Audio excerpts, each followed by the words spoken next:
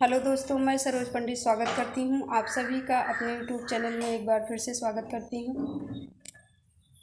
मैं आप लोगों के बीच एक छोटा सा बेटी विवाह गीत सुनाने जा रही हूँ। आशा करती हूँ कि आप सबको ज़रूर पसंद आएगा। गाना कैसा लगेगा कमेंट बॉक्स में ज़रूर बताइएगा। तो चलिए मैं आप लोगों को गीत सुनाती हूँ।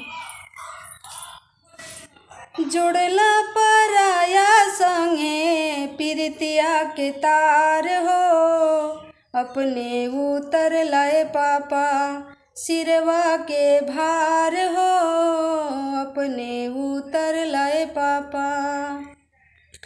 जोड़ला पराया संगे प्रीतिया के तार हो, अपने उतर लाए पापा सिरवा के भार हो, अपने उतर लाए पापा।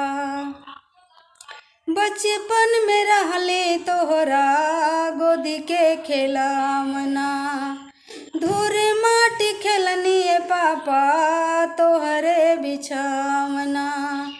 बचपन में रहले तोहरे गोदी के खेलावना, धूर माटी खेलनी पापा तोहरा बिछावना।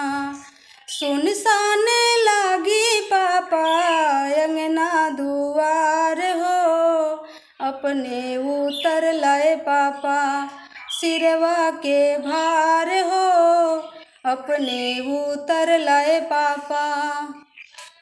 सुनसान लागी पापा अंगना दुआर हो, अपने उतर लाए पापा सिरवा के भार हो, अपने उतर लाए पापा। जोड़ला पराया संगे प्रीतिया के तार हो, जोड़ला पराया संगे प्रीतिया के तार हो, अपने उतर लाए पापा सिरवा के भार हो, अपने उतर लाए पापा। लोटवा के पनिया पापा कैसे मंगईबा, बेटी कही कही पापा के बोलईबा। लोटवा के पनिया पापा कैसे मंगवईबा, बेटी कही कही पापा के करा बोलईबा।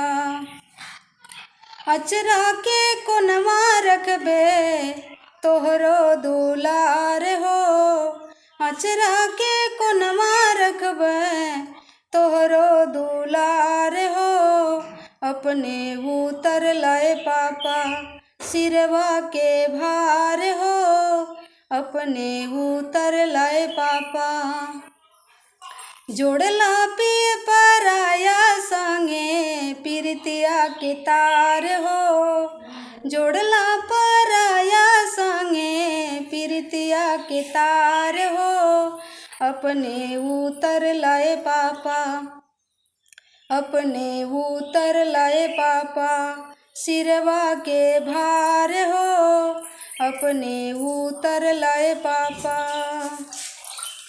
तो हेलो दोस्तों, यह गीत आप लोगों को कैसा लगा कमेंट बॉक्स में बताइएगा। मिलती हूँ किसी नेक्स्ट वीडियो में किसी नए गानों के साथ। तब तक के लिए बाय बाय दोस्तों।